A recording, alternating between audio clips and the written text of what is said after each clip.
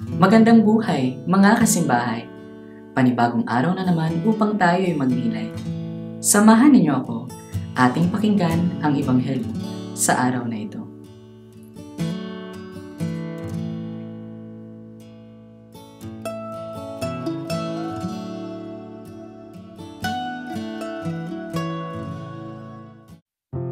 Ang mabuting balita ng Panginoon ayon kay San Mateo.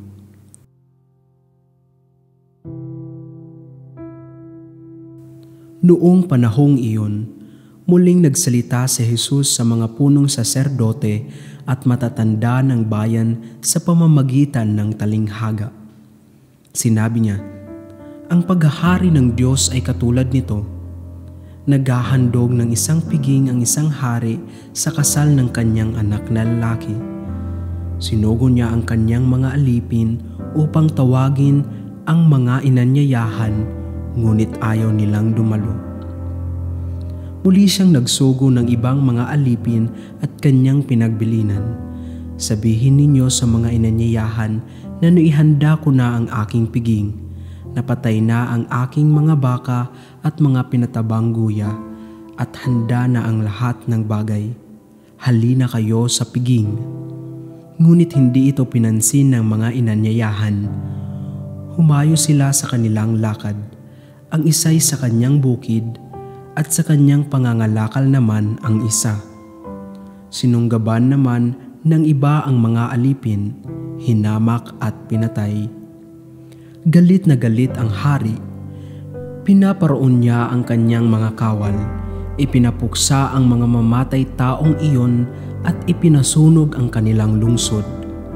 Sinabi niya sa kanyang mga alipin, "Nakahanda na ang piging, ngunit hindi karapat-dapat ang mga inanyayahan.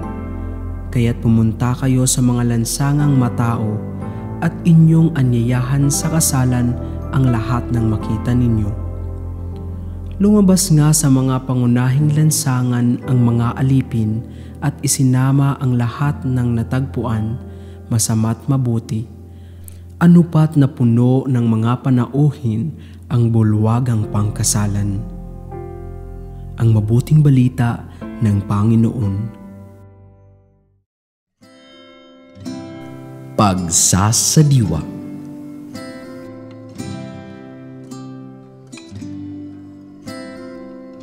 Sana all!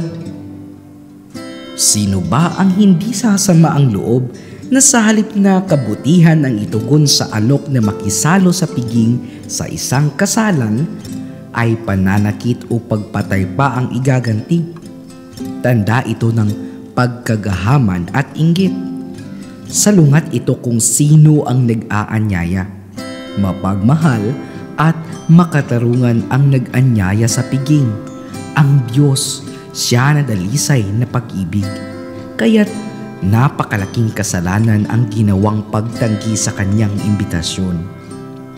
Sa ating panahon ngayon, hinahamon tayong gumawa ng paraan upang maanyayahan ang ibang mga tao upang makilala si Kristo sa pamamagitan ng ating kabutihang asal, pagmamahal at pakikipagkaibigan. Huwag tayong maging mapili sa kung sinong ilalapit sa Diyos. Nariyan ang mga kamag-anak, asawa, mga anak, mga kasama sa trabaho at maging mga kaibigan sa social media. Sa ating pakikipagkamustahan, magbahagi tayo ng tuwa at inspirasyon. Kung may suliranin man ang kapwa, pakinggan. Kahit wala o mahirap ang lunas, tandaan na malaking bagay kung may makikinig at ipapadama na may kasama sila sa pinagdadaanan na nariyan ang Diyos sa piling natin. Kahit hindi tahasang nag-anyaya sa handaan, ipadama natin ang pag-ibig ng Diyos sa lahat. Gayon din, ipagdasal at itaguyod din natin na kilalanin sa lipunan ang karapatang pantao ng mga katutubo upang mawala ang anumang diskriminasyon laban sa kanila at upang mapanatili nila ang yaman ng kanilang mga kultura at pangkat. Sa ganitong paraan, makikilala rin nila si Kristo. Magkaroon nawang lagi ng mabungang pag-uusap tungkol sa kultura at sa pananampalataya tungo sa maayos at malalim na pagkakaunawaan. Sa lahat ng mga adhikaing ito, maaaring may makaramdam ng pangamba. Makabubuting alalahanin ang sinabi ni Santa Teresa ni Jesus, "Nada ti turbe, solo Dios basta," na nangangahulugang wala nawang magpabagabag sa iyo, sapat na ang Diyos.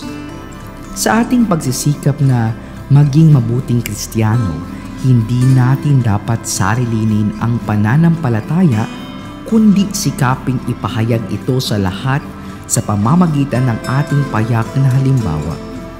Bagamat mayroong mga kahinaan, sinisikap nating pagtagumpayan ang mga ito sa tulong ng Diyos.